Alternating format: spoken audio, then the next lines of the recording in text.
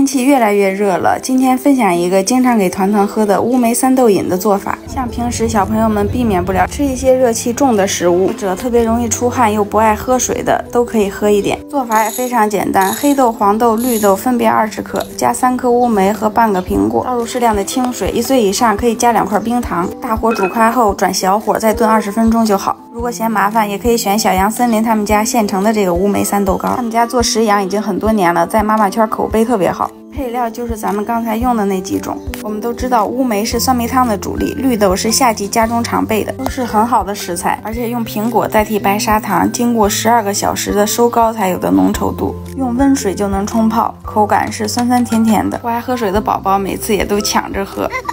它都是这种独立的小包装，非常方便带出门，随时随地都可以冲泡。夏天经常在外头玩，疯跑出汗又不爱喝水的，一定要备上。